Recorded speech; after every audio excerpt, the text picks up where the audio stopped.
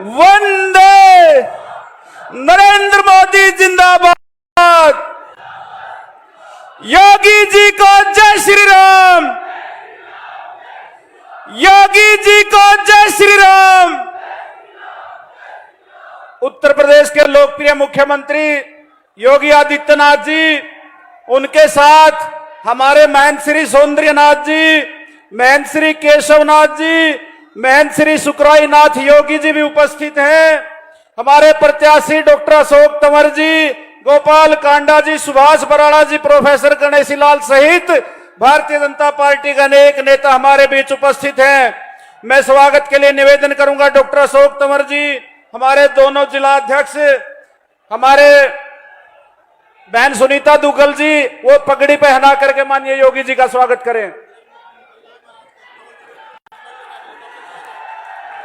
हमारे सरदार बलकौर सिंह जी, आदित्य जी, वेद फूला जी, उनसे निवेदन श्री हरमिंदर साहिब दरबार साहब का स्मृति चिन्ह दे करके योगी आदित्यनाथ जी का स्वागत करेंगे। और मैं निवेदन करूंगा हमारे स्थानीय विधायक भाई गोपाल कांडा जी से वो स्वागत संबोधन के लिए पधारें।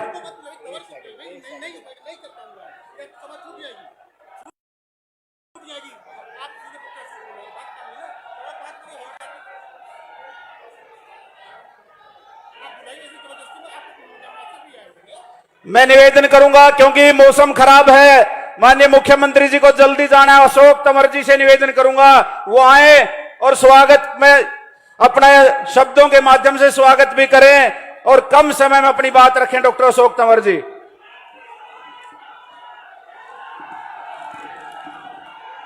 आज सिरसा की धरती पर इस विजय संकल्प महारैली में यहाँ पर विशेष तौर पे आज सिरसा के लोगों को आशीर्वाद देने के लिए और सिरसा के लोगों का, क्योंकि ये डेरों और संतों की धरती है, उनका आशीर्वाद लेने के लिए हमारे बीच में यहाँ पर पहुंचे उत्तर प्रदेश के यशस्वी मुख्यमंत्री योगी आदित्यनाथ जी, मंच पर विराजमान हमारा पार्टी का सभी शीर्ष नेतृत्व, आदरणीय बराला जी, हमारे भाई गोविंद कांडा जी, आदरणीय गणेशी लाल जी, बहन सुनीता दुग्गल जी, दूडाराम जी, नापा साहब,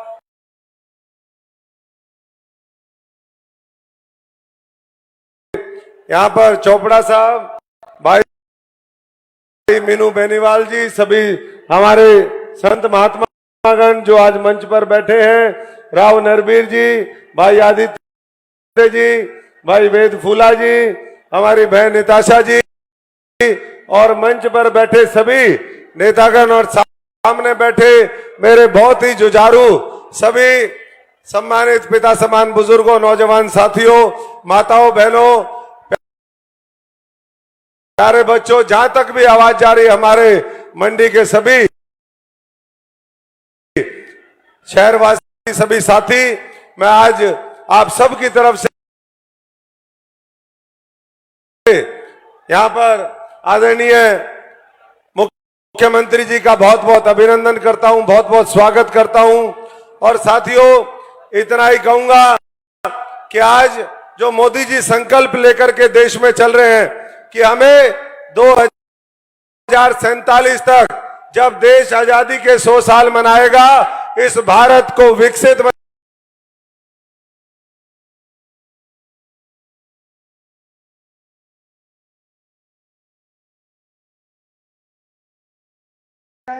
कि मोदी जी के साथ जिस तरीके से मिलकर के वो लगे हैं, ये सिरसा के लोग भी आने वाले 25 तारीख को जब वोट पड़ेगी तो एक दिव्य भव्य सुंदर नया फूल सिरसा के लोग मोदी जी को, आपको जो 400 पार का गुलदस्ता देंगे, उसमें एक दिव्य ये फूल हमारा कमल का फूल होगा। और केंद्र की सरकार में, दिल्ली में, संसद में एक मजबूत भागीदारी और हिस्सेदारी इस इलाके की होगी। साथियों, आज महाराज जी योगी आदित्यनाथ जी यहाँ पर हैं बहुत, क्योंकि सबने अपना अपना समय काट करके उनका, क्योंकि मौसम खराब है, मैं इतना ही कह सकता हूँ कि आप सब जानते हैं इस इलाके के अंदर पिछले 15 वर्षों से जब आपने मौका दिया तो 45 से 50 हजार करोड़ रुपए के उस समय प्रोजेक्ट आए। आज एक बार फिर आशीर्वाद आप मजबूती से दीजिए। आज कोई ऐसा हमारा इलाका नहीं जहां पर किसान मजदूर से लेकर के हर वर्ग का भला ना किया हो। ये सरसाईनाथ की धरती है हमारे।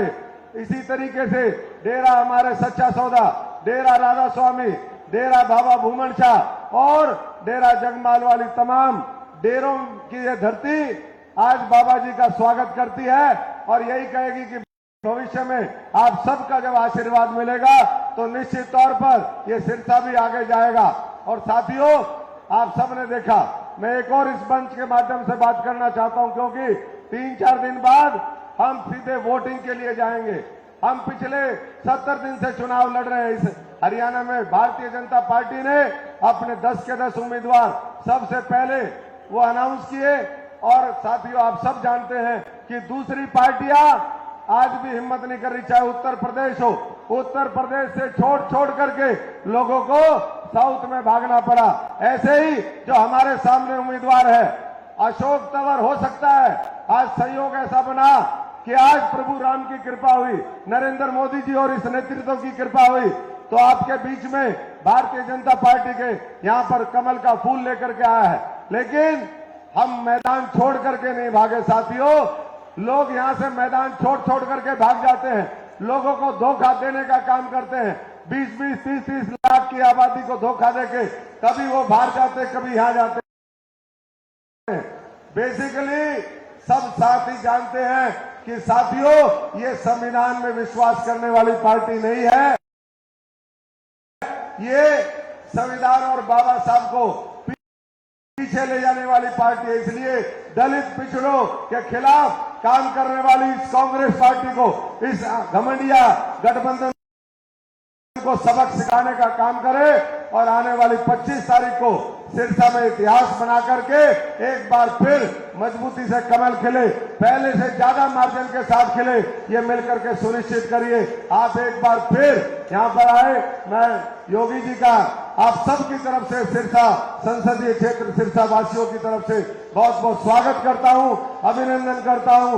एक बार मेरे साथ जोर से बोलेंगे, जय श्री राम, जय जय श्री राम, भारत माता की। धन्यवाद। सिरसा की जनता की तरफ से योगी जी को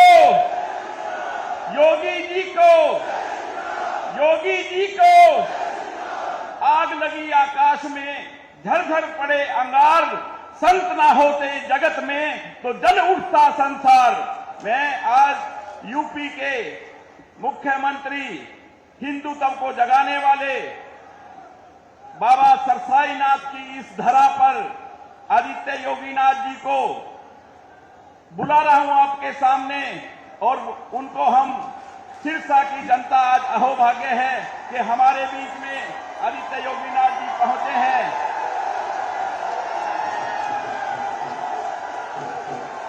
भारत माता की, भारत माता की, भारत माता की।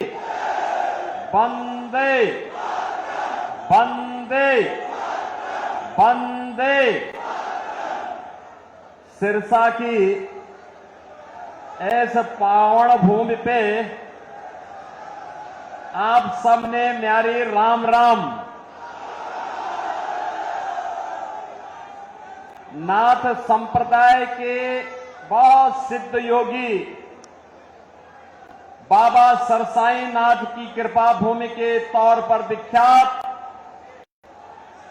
गुरु नानक देव जी, गुरु गोविंद सिंह जी तथा साहबजादे अजीत सिंह की पावन स्मृतियों को सहेजने वाली इस पुण्य धरा को कोटि कोटि नमन करता हूं।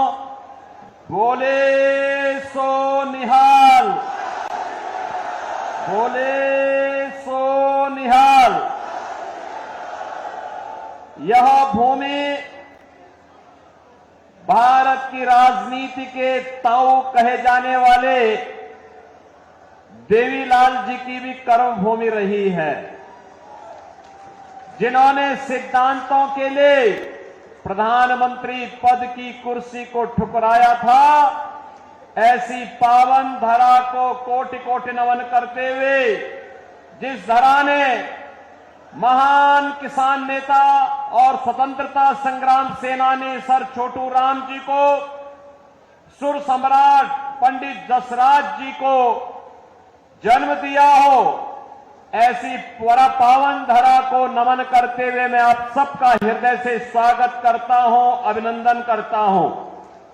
मंच पर उपस्थित हमारे पूज्य संत श्री सौंदर्यनाथ जी, महंत श्री केशवनाथ जी, यहां की सांसद श्रीमती सुनीता दुग्गल जी,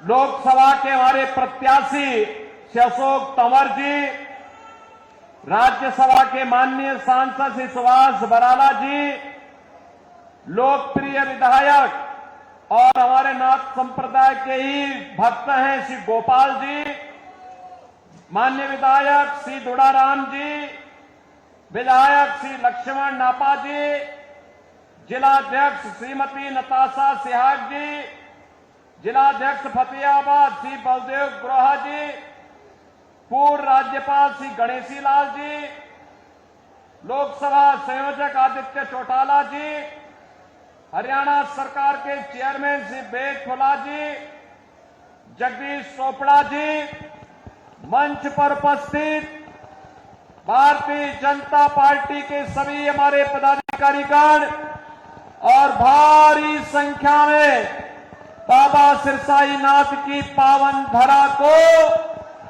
विकास और विरासत की भूमि के रूप में स्थापित करने के लिए यहां पर उपस्थित मैंने बहनों और भाइयों, आप सबका मैं हृदय से अभिनंदन करता हूं, स्वागत करता हूं। बहनों और भाइयों, मैं बाबा गोरखनाथ की धरती से और मर्यादा पुरुषोत्तम प्रभु राम की पावन जन्मभूमि से आपके बीच में यहां पर आया हूं।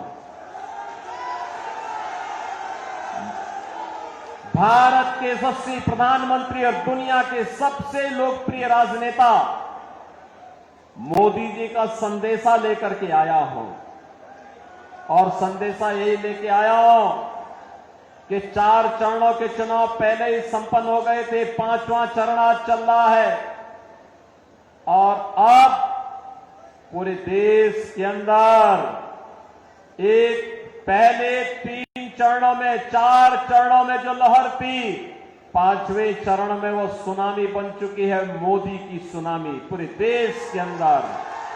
और एक ही स्वर गूंज रहा है, चारों ओर एक ही नारा गूंज रहा है, और वह है कि फिर एक बार,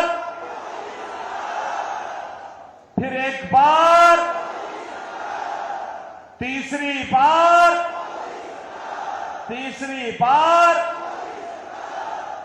अब की बार जब हम 400 पार की बात करते हैं तो बहन और भाइयों, कांग्रेस को चक्कर आने लगता है, और चक्कर इसलिए आने लगता है क्योंकि 400 सीटों पर तो चुनाव ही नहीं लड़ रही है, तो जीतेगी कैसे। और इसीलिए तो मैं कह रहा हूं, जनता जनार्दन से जवाब देती है। क्या जवाब देती है? जवाब देती है कि जो राम को लाए हैं,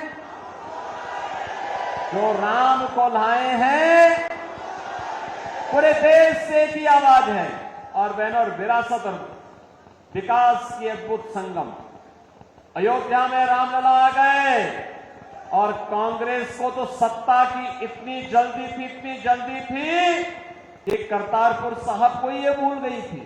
और तो मोदी जी आए, तो मोदी जी ने आने के बाद करतारपुर कॉरिडोर के निर्माण के कार्यक्रम को भी आगे बढ़ाया, गुरु नानक देव की पावन धरा को भी भारत का हिस्सा बनाने का कार्य आगे बढ़ाया, और गुरु गोविंद सिंह जी महाराज के 4 साहबजादों ने, जिन्होंने सरहिंद के लिए अपने आप को बलिदान किया था, उनके नाम पर 26 दिसंबर की तिथि को वीर बाल दिवस के रूप में मनाने की घोषणा भी की है।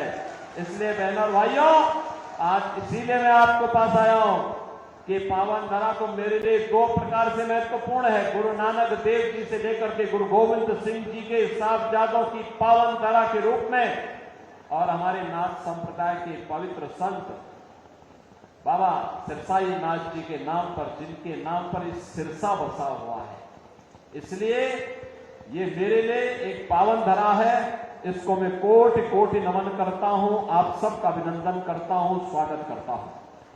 बहनों और भाइयों, आज देश बदल चुका है। हमारी पीढ़ी सौभाग्यशाली है कि हम नए भारत के नागरिक हैं, मोदी जी के नेतृत्व में कार्य कर रहे हैं, और जो दुनिया के लिए असंभव है,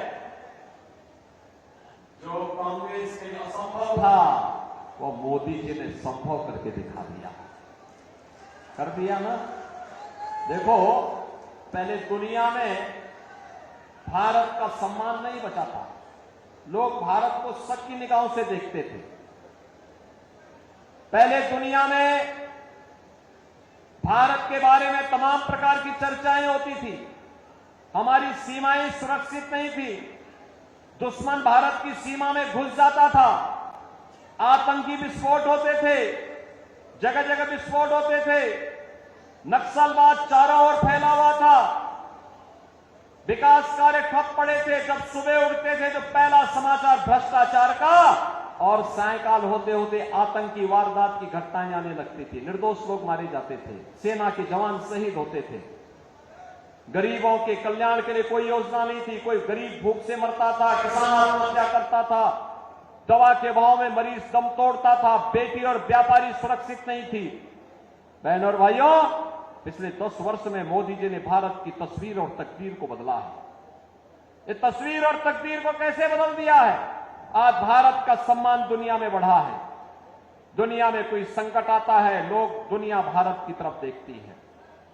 सीमाएं सुरक्षित हैं, अब कोई दुश्मन भारत की सीमाओं का अतिक्रमण नहीं कर सकता है, क्योंकि नया भारत है, और आतंकी वारदात तो नहीं होती, इस पे नकेल कसा गया। लेकिन अगर पटाखा भी जोर से फट जाए ना, तो सबसे पहले पाकिस्तान सफाई देता है कि नहीं, मैंने नहीं किया है। उसे मालूम है अगर समय रहते सफाई नहीं दी तो ये भारत है, छेड़ता नहीं है, लेकिन अगर कोई छेड़ता है तो उसको छोड़ता भी नहीं है, और भयभीत रहता है। बहनों और भाइयों, भय बिनु होई न प्रीति, ये वही है, जब ताकत होती है ना, तो हर व्यक्ति शांति और सौहार्द के लिए आपके सामने झुकता है। और आज भारत ने दुनिया को एहसास कराया है। विकास के कार्य बड़े बड़े, highway, railway, metro, IIT, IIM, AIIMS, one district one medical college, triple IT, NIT, world class university, और हर व्यक्ति के स्वास्थ्य के लिए हर घर नल, और नल में जल की योजना मोदी जी ने पूरे देश के अंदर लागू कर दी। देखो, कांग्रेस के लोग भूखों मरते थे, गरीबों को भूखों मारते थे, उनका रसीद राशन खा जाते थे। और बहनों और भाइयों, भाजपा की सरकार में 80 करोड़ लोगों को फ्री में राशन मिल रहा है। मैं बोलना चाहता हूं, जो लोग पाकिस्तान का राग अलाप रहे हैं, उनको बोलो, 23 से 24 करोड़ की आबादी का पाकिस्तान भूखों मर रहा है, वहां की जनता सड़कों पर है, तोड़फोड़ आगजनी हो रही है, 1 किलो गेहूं के लिए छीना झपटी हो रही है। और मोदी जी के नेतृत्व में भारत ने 10 वर्ष में 25 करोड़ लोगों को गरीबी रेखा से उभारने का काम किया है। 60 करोड़ लोगों को देश के अंदर 5 लाख रुपए का स्वास्थ्य बीमा का कवर मिल रहा है। 50 करोड़ गरीबों के जनधन अकाउंट खुल गए हैं। 12 करोड़ किसानों को किसान सम्मान निधि का लाभ, 12 करोड़ घरों में शौचालय का निर्माण, 10 करोड़ गरीबों को उज्ज्वला योजना का कनेक्शन, और 4 करोड़ गरीबों के मकान बन गए हैं। और मोदी जी ने घोषणा की है, तीसरी बार सरकार बनेगी, 70 वर्ष से ऊपर के हर एक बुजुर्ग को 5 लाख रुपए हर वर्ष स्वास्थ्य के लिए उपलब्ध करवाएंगे। मोदी जी ने घोषणा की है, तीसरी बार सरकार बनते ही जितने बचे हुए गरीब होंगे उनको भी एक एक मकान उपलब्ध करवाएंगे। मोदी जी ने घोषणा की है, तीसरी बार सरकार बनाएंगे, सोलर स्कीम के अंतर्गत हर घर को फ्री में बिजली उपलब्ध करवाने का काम भी करेंगे। बहनों और भाइयों, यहां विकास भी है, गरीब कल्याण भी है, देश की सुरक्षा भी है, आतंकवाद का सफाया भी है और भारत का सम्मान भी है। और साथ साथ रामलला का भव्य मंदिर के निर्माण का कार्य भी तेजी के साथ आगे बढ़ गया है। रामलला अयोध्या में विराजमान हो गए। बहनों और भाइयों, मैं आपसे पूछना चाहता हूं, मोदी जी ने जो ये किया, इसमें किसी के साथ भेदभाव हुआ है क्या? अरे इसमें तो कोई भी जाति, हर जाति, मत, मजहब, क्षेत्र, भाषा, पूरे देश के 140 करोड़ लोगों को उन्होंने परिवार मान करके दिया। सबका साथ, सबका विकास की बात मोदी जी ने की। और बहनों और भाइयों, एक तरफ सबका साथ और सबके विकास की भाव, सुरक्षा सबको, लेकिन तुष्टीकरण किसी का नहीं। हमने तुष्टीकरण नहीं, संतुष्टीकरण पर ध्यान दिया। और दूसरी तरफ इंडी गठबंधन में कांग्रेस और उसके सहयोगी दल हैं। सुबह से लेकर शाम तक एक नया झूठ और एक नई अफवाह फैलाते हैं। जब सत्ता में थे तब कुछ नहीं किया, तब हिंदुओं की भावनाओं के साथ खिलवाड़ किया। तो उस समय ये लोग क्या कहते थे? कहते थे हिंदुस्तान के संसाधनों पर पहला अधिकार मुसलमान का है। अरे कहां हमारा हिंदू जाएगा, कहां हमारा दलित जाएगा, कहां पिछड़ा जाएगा, कहां अन्य गरीब जाएगा, कहां महिलाएं जाएंगी? और ये राग अलापते थे वही। और आज बहनों और भाइयों, इनके अंदर एक और भूत सवार हो गया है। कांग्रेस ने अपने घोषणा पत्र में इतनी खतरनाक घोषणा कर दी है, अब कहती है कि कांग्रेस सत्ता में आई तो सत्ता में आने के बाद गरीबी हटाने के लिए देश के हर नागरिक की संपत्ति का सर्वे करवाएगी। सर्वे करा करके वरासत टैक्स लगाएगी। वरासत टैक्स का मतलब आपके बाप की, आपके दादा की, आपके ग्रैंडफादर, आपके फादर, जिसकी भी प्रॉपर्टी आपको मिली होगी, उस प्रॉपर्टी में से आधी प्रॉपर्टी कांग्रेस के लोग ले लेंगे और फिर इस प्रॉपर्टी को वह मुसलमानों को बांट देंगे। क्या आप इसको स्वीकार करेंगे? क्या आप इसको स्वीकार करेंगे? क्या आप पाकिस्तानियों को और मुसलमानों को अपनी संपत्ति पे कब्जा करने देंगे? क्या? अरे हरगिज नहीं। भारतीय जनता पार्टी इनको ये मौका ही नहीं आने देगी। और ये तो बात की बात आएगी सत्ता में। रामलला के कारण इनको अब किसी भी जन्म में सत्ता नहीं मिलने वाली है, कभी नहीं मिलने वाली है, क्योंकि ये चुनाव तो राम भक्तों, रामद्रोहियों के बीच में हो गया है। ये तो रामद्रोही हैं, हमेशा राम का विरोध किए हैं, भारत की विरासत का विरोध किए हैं। इनको सत्ता कभी नहीं मिल सकती है। और यही कहने के लिए आज मैं आपके पास आया हूं। बहनों और भाइयों, आपने औरंगजेब का नाम सुना हो ना? ये मुगलों में सबसे क्रूर बादशाह था। औरंगजेब, कोई मुसलमान भी अपने पुत्र का नाम औरंगजेब नहीं रखता, मालूम है ना आपको? इसलिए नहीं रखता, औरंगजेब ने सत्ता के लिए पहले अपने भाई की हत्या की और फिर अपने बाप को भी जेल भेज दिया। बाप उसका पानी के लिए तरसते तरसते मर गया। वह औरंगजेब था। और अब औरंगजेब की आत्मा कांग्रेस के अंदर घुस गई है, इसीलिए वह वरासत टैक्स के नाम पर ये जजिया कर आप पे लगा रही है। ये जजिया कर औरंगजेब ने ही भारत में लगाया था। कहा था कि या तो जजिया कर दो और नहीं तो मुसलमान बनो। और कांग्रेस भी यही करना चाहती है। क्या आप इसको स्वीकार करेंगे? क्या आप इसको स्वीकार करेंगे? क्या हम भारत को विभाजन की ओर ले जाएंगे? क्या? अरे राम जन्मभूमि का जो पुण्य आपके साथ जुड़ा हुआ है, आप भी कह सकते हैं, सिरसावासी भी कह सकते हैं कि हमने तो यहां से कमल खिलाने का काम पिछली बार भी किया था। श्रीमती सुनीता दुग्गल को चुनाव जिता करके भेजा था। मोदी जी को प्रधानमंत्री हमने बनाया था। मोदी जी प्रधानमंत्री बने तब अयोध्या में राम मंदिर के निर्माण का मार्ग प्रशस्त हुआ। ये श्रेय तो आपके ऊपर गया, नेतृत्व तो मोदी जी का है, लेकिन श्रेय तो आपको जाता है। ये पुण्य आपको प्राप्त हुआ है, ये पुण्य आपके साथ जुड़ा हुआ है।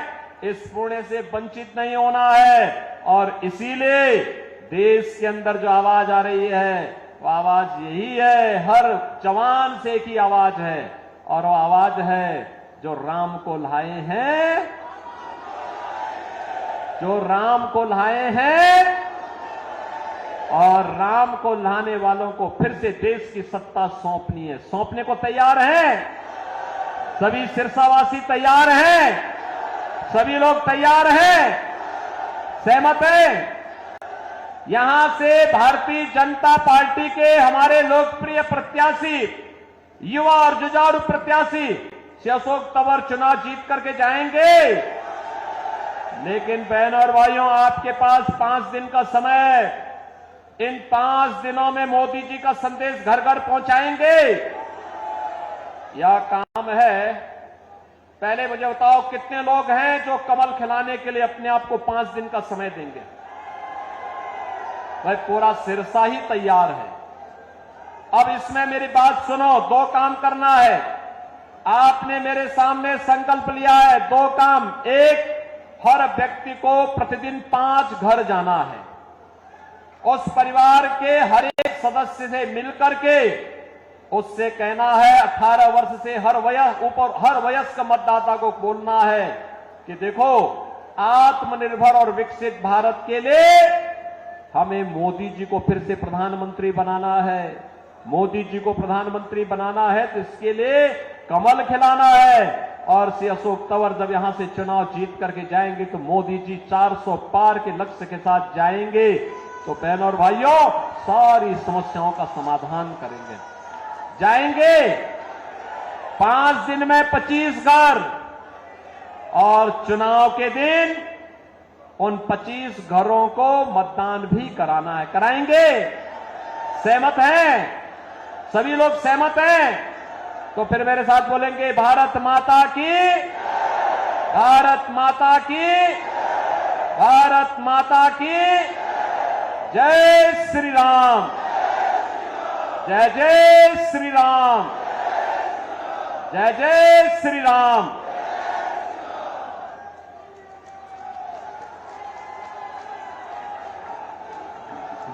आप सभी माननीय योगी आदित्यनाथ जी के स्वागत में इतनी भारी संख्या में आप सभी का बहुत बहुत धन्यवाद। जय